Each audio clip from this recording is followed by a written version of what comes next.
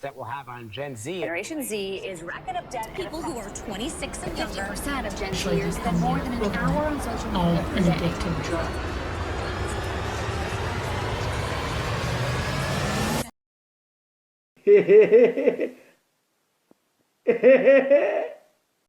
Is Gen Z broken?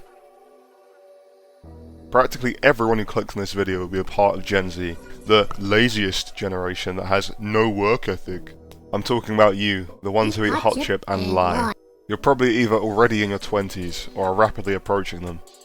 I'm a 2002 kid, one of the last good years to be born, but realising I will turn 22 years old this year is a big shock to me. There's no bigger shock than realising you're getting old, or maybe a taser to the heart, or waking up in an ice bath without your kidneys, but the crushing realisation of regretting time I've wasted not following an interest or a passion of mine, and now realising I need to find a purpose has started to bother me. As I realise now that something has to change, or I will literally become Barney from The Simpsons. Because if I become an alcoholic, my kidneys will fail so I'll turn yellow and actually look like Barney. Yeah, I'm a bit of a jaundice-pilled Springfield enjoyer. Thing is, everyone struggles with the same things that I am currently talking about, as it's just part of the human experience and growing up. But I am literally the main character and more important than everyone. But as time starts to move faster than Chinese sweatshop workers,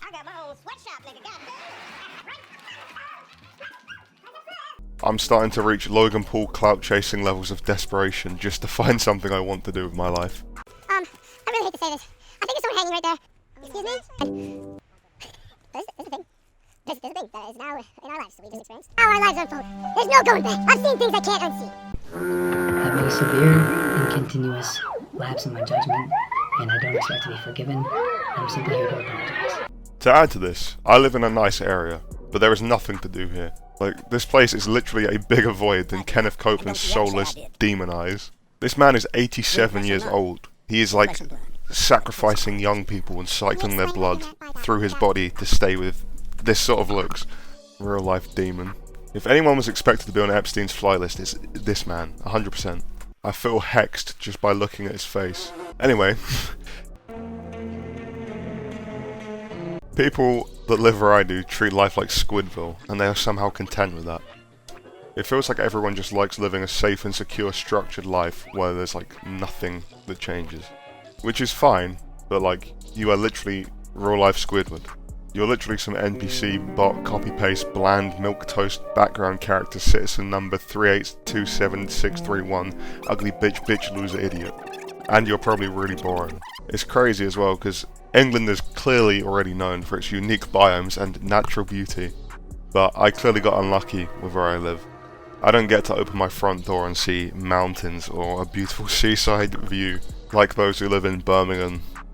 It feels like a lot of people just like to speedrun into having a full-time job and a wife or girlfriend just so they can feel mature at a young age.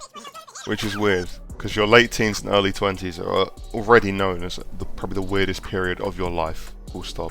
Like, I know people the exact same age as me that live exactly the same as they did when they were 16, whose parents still give them curfews and when to come in. And I know people that have gone to prison for drug dealing, people that have babies at my age, which is surprisingly common for the UK because of some groups of people. But there's a reason this all happens. It's because you're suddenly independent and you have no clear structure or direction in your life. So naturally, everyone starts to figure out what they want, and everyone just goes down certain paths in life, even if they don't mean to or want to. It's kind of like a car crash, if you think about it. Everyone's driving their own cars, minding their own business, and then bam, 15 car pile up, 23 dead. I don't know what that means. But you're just suddenly expected to figure out what you want from life and make your own way. Which isn't too bad, but sadly this isn't the 60s, and nobody can pay rent my age with just a part-time job anymore.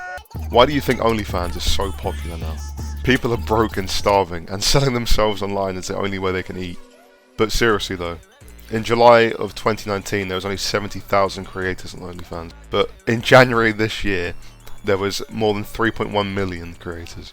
There are more creators on OnlyFans than there are people in some countries, like Jamaica or Albania, or even Moldova.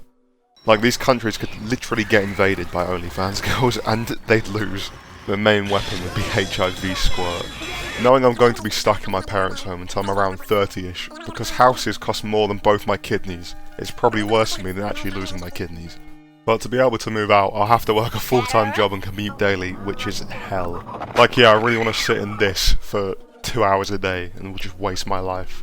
But working remotely would be okay, because then I could stealthily pleasure myself in Zoom meetings and no one would realise.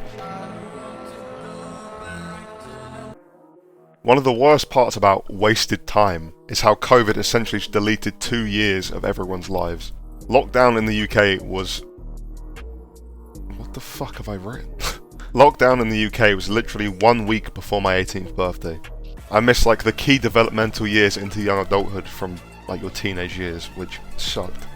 Like I worked the very day lockdown was announced, and then a week later I worked a 9-hour shift on my birthday in lockdown because we couldn't do anything else.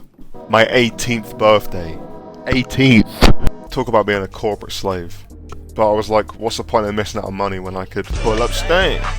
But COVID has absolutely led to generational stunted development. I see so many people agreeing online that they feel robbed of key years and complaining that they jumped from being dumb teenagers straight into adulthood post-lockdown, without experiencing the critically important transitional years into adulthood. 22 isn't old by any means, but it's slowly just reaching an age where you should be making some degree of progress in life. For example, getting a university degree, turning a hobby into a career, like what I'm trying to do with YouTube, becoming an influencer, or for most guys, starting the 30th Minecraft realm with the guys. Another scary realization is that I'm too old to get banned on Tinder now, or I might die alone like most other Gen Z guys are destined to.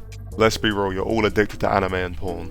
Lockdown is specifically annoying to look back on, as I contracted a severe case of gamer leg, and literally just played video games for an entire year of my life, like 99% of other people. Do you guys remember the plague of people using House Party during lockdown? That stuff was literally everywhere.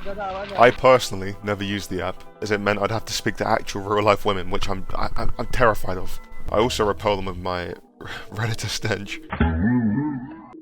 Why would I go near real-life women when I could have my own personal dom emo AI girlfriend who won't tell me that I fucking stink and need to shower? COVID was also the death of a lot of real-life socialising, partly due to schools and colleges and universities closing, but also because everyone's now settled in online and can do everything with their friends in the comfort of their room, such as furry roleplay on VR chat. The pandemic also hit the economy of a Scottish greeting. Few small businesses survived in smaller towns, meaning that thousands of bars, clubs and stores shut all across the country, killing economies. This resulted in everyone staying inside and socialising online, causing a large chunk of this generation to become hermits. This loneliness and isolation only divides and radicalises people. So it's not really a surprise that there is a sudden huge wave of inceldom spreading like an STI in a fraternity. Everyone is more divided and unhappy online post-pandemic. Literally just go to any comment section on any social media app and you can find people arguing about literally anything. It can be a cat video and there'll be KKK tier hate mobs fighting to death over it in the comments. The worst insults I've ever seen have been in Instagram comment sections. They are literally unhinged. I've seen a few reels from this page called Every 11 Minutes and they do tribute posts to teenagers who have sadly overdosed on drugs. But the comment section is a dumpster fire. It's rammed with stereotype edgy kids saying like borderline evil things in the comments just to try and get a laugh. But that's just the internet. The game's the game.